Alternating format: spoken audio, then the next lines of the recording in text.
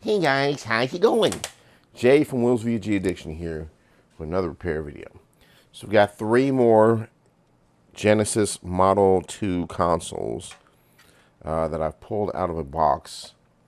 These were all bought 4 parts. I think these were like $6 a piece, something like that, after shipping and taxes and all that. So not a bad deal there. So I pulled one out, trying to find one that would serve my needs for something else I was doing. I basically just needed to take apart a console and have the top off so I can take a PCB such as this and just stick it in the card slot without having to deal with the little door or whatever. So I pulled out. First 2 didn't work for various reasons.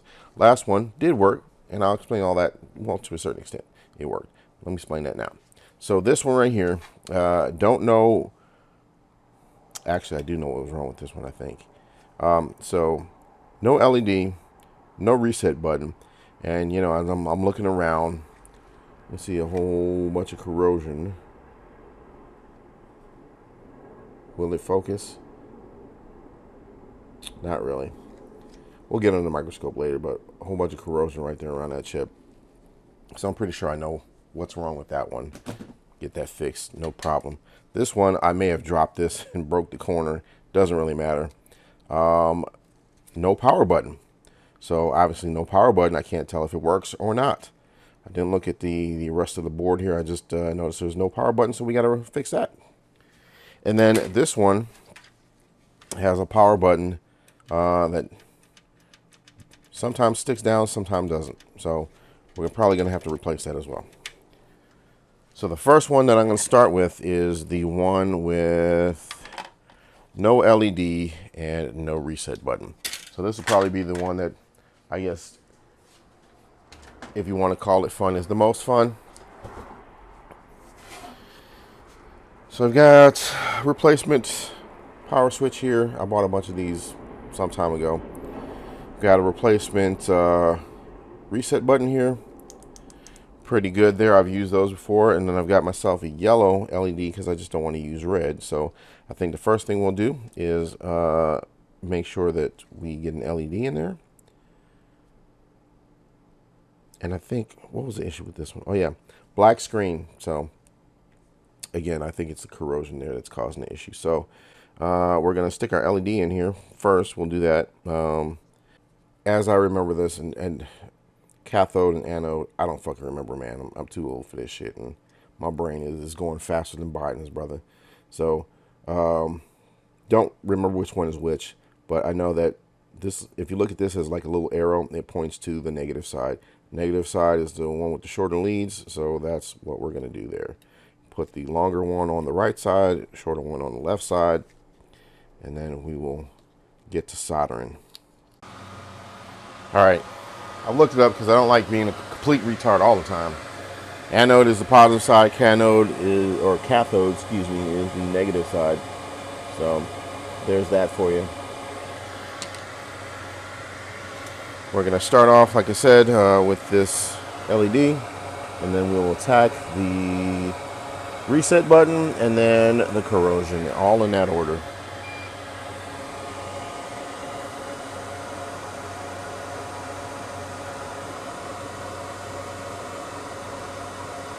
All right, fairly clean solder job there.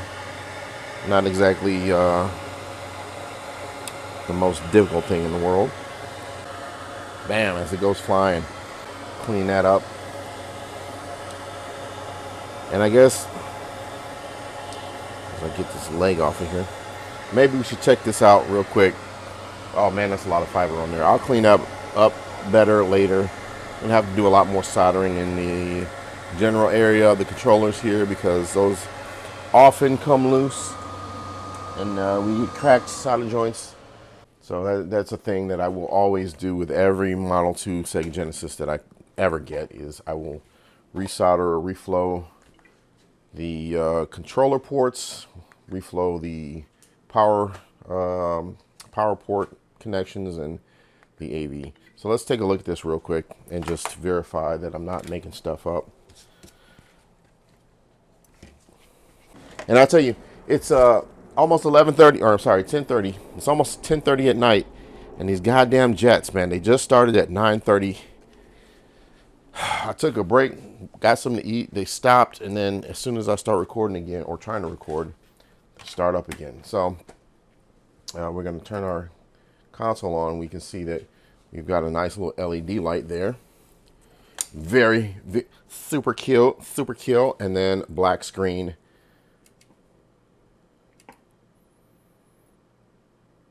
So this one shouldn't be too bad to fix. Pretty straightforward. All right, let's hit the reset button. It really doesn't matter which way around this goes. I got these off of, what was it? It was, I believe, Mauser some years ago. And I think it was specifically, I want to say it was specifically for the Genesis Model 2. Don't quote me on that, but I think that's what I bought them for. Well, I always buy a lot of extra parts for various different things, but I think that's what this one was for. And the thing with this is I don't have another reset button sitting here to show you, but it's a little wider than the original. It's a little wider than the original, and the legs, they're kind of bent in a weird manner, so I gotta bend them slightly in, straighten them out a little bit, and then we'll finagle with it, trying to get it in the holes.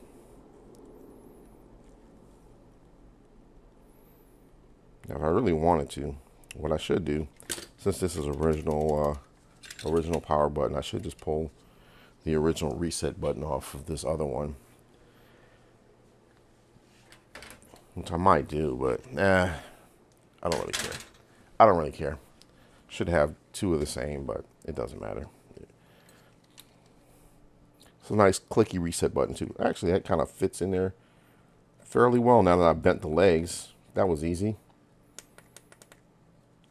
Get a nice clicky reset on there, so then I can bend the legs back just a little bit to the opposite side and try not to scratch the board too much. And that way it'll stay seated where it is without too much hassle. I'm not going to bother with the fume extractor right now. I'm just going to put a little bit of flux on there. And we'll go underneath the microscope in a minute.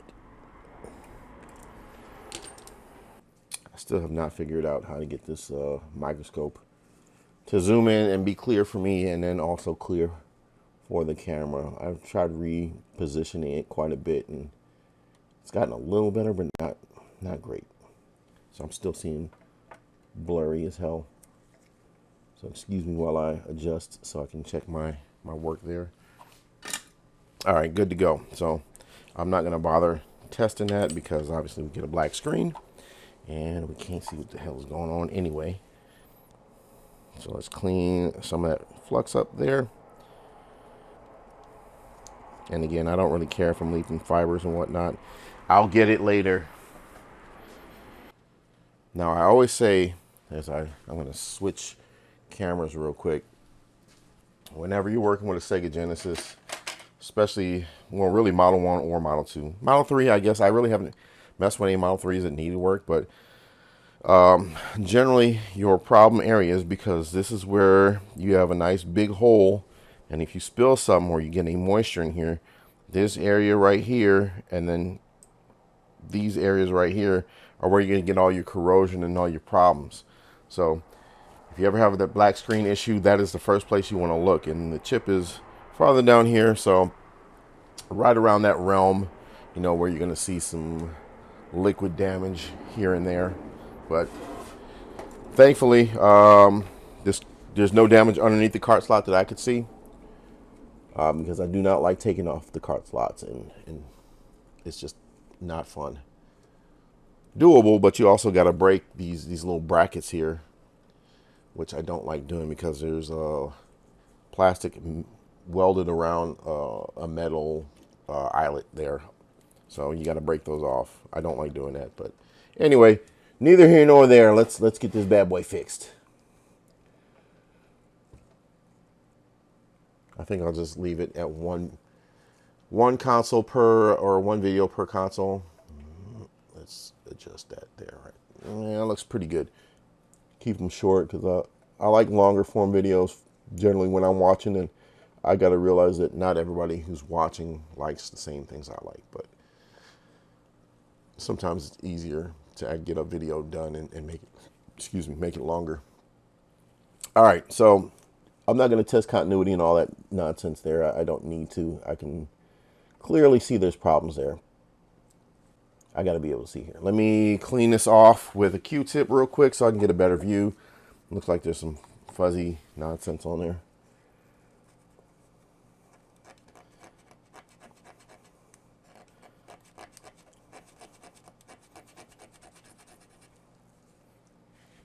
All right, so that's about as clean as it's going to get. I'm just going to go ahead and scrape off a little of this nonsense. Let me see if I can't use a slightly thinner grinding tip. Even though this one looks a little bent, but it should be fine. I'm going to go on a 2 out of 3 and just clean up all of these little pins here. And if we have breaks, they will expose themselves to us.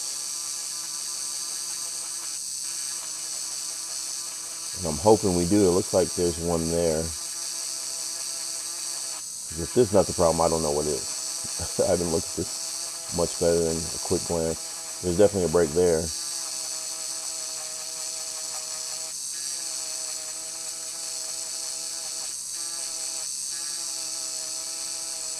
So I'm going to expose more of that track, make it easier to solder to. Run a little wire there. Should be good to go. Might be a break there as well. So I'll expose some of that track there. Let's try cleaning it up one more time.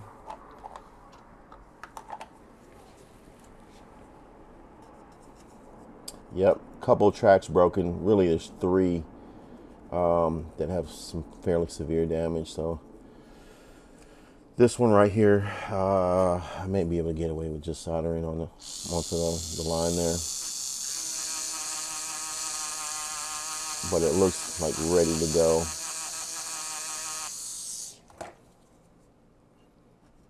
Yeah, I'll run 3 wires there instead of just the 2, just to be safe.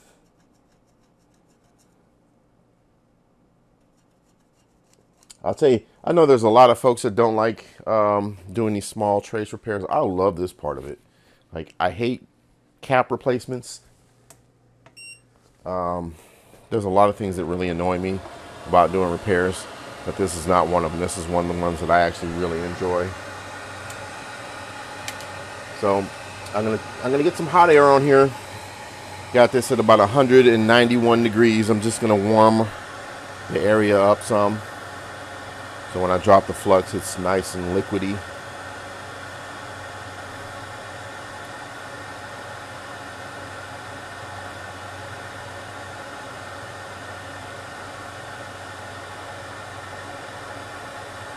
Should be good enough.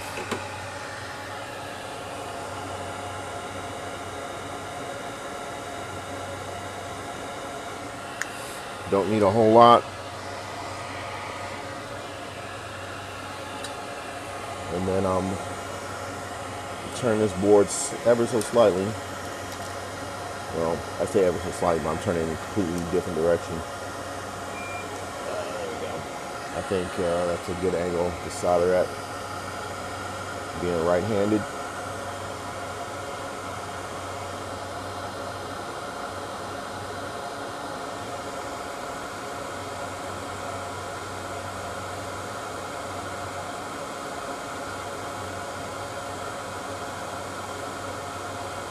Just touching up the areas around it real quick.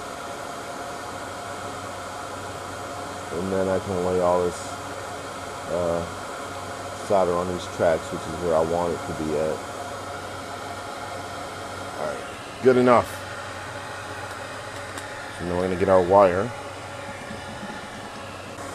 So what I'm trying to do here is I want to tack the wire to the leg first, and then position it along the exposed track. I just feel like that's a better technique for me anyway. So tack it to the leg. What we don't want is a bridge. That's going to be too annoying to try to fix later.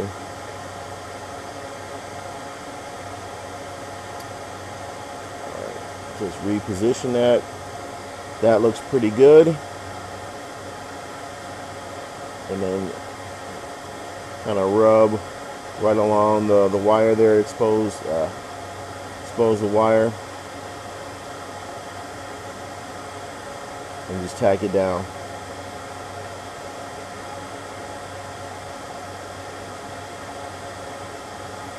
You want to make sure that leg is on the solder pad as well. Not looking the best, but that will do. And we'll just repeat.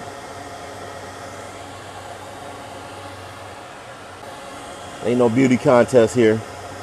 So leg number 2, and because there's so little space, you just gotta be really, really careful with this stuff.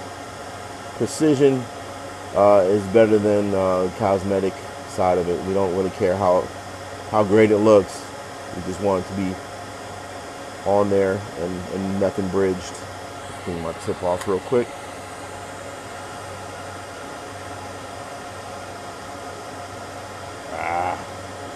Honestly, I think it's on there about as well as it can be. I don't really care, but I just want to get this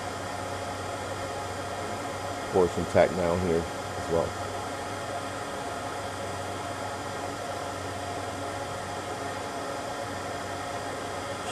Should be good. Straighten that end out a little bit by hand, and then we'll tack this one down and we should be done. So let's position that back down. A lot of that darkness is burnt flux. Don't worry about that.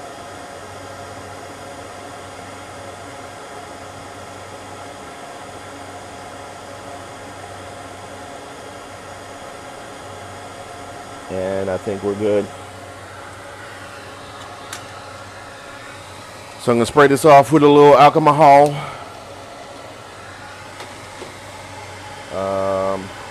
Get my little brush here. Very, very firm, full of flux already, which is not the best for this. Should probably clean that off as well, because it's not really doing us any favors. Got a toothbrush over here somewhere. There we go. Nice soft bristle, which is incredibly dirty as well. Great. Trying to get all that crud out of there, that darker junk. Fantastic. I'm going to come in here with my my X-Acto knife and just kind of scrape some of that crud out of there. And also, while I'm doing that, might as well give her a little test here. Make sure those are all the way down. And then scrub, scrub, scrub. Try it again.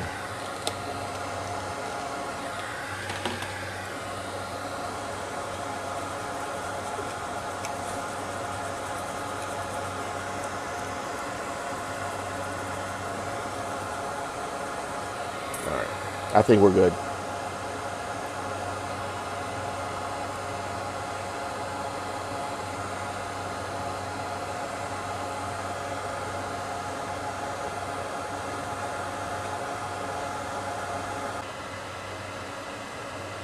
Hopefully that's nice and clear for you guys.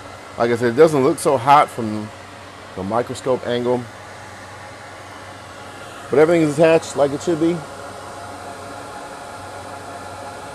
I really feel like I need to clean that better.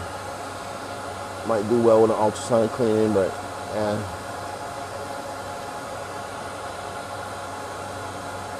all right, let's cut this off.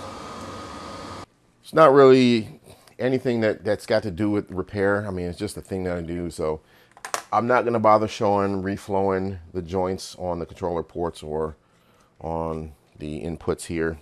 It's kind of pointless, to be honest. I mean, not pointless, but for the sake of the repair video, it doesn't add anything to it. It's just bleh. So I'll skip that part, but what we will do is we're going to put our game in here. We're going to hook everything up. We've got a copy of Mercs here that I just pulled out of a box today. This is a loose copy that I've had for fucking ever and a day, and I recently got a complete copy, so that will go into the sale bin. Gonna pop that mofo in. Sorry, I had to make a cut there. So we got Mercs there. We're gonna go here to the TV screen and we're gonna turn it on, and hopefully we'll get some action. That's good. That's great, actually. Fuck yeah. Fantastic. Let's get to the title screen and I'll hit the reset button. Make sure that works. And it doesn't. Or it does. It's just a weird delay there. Interesting. Huh.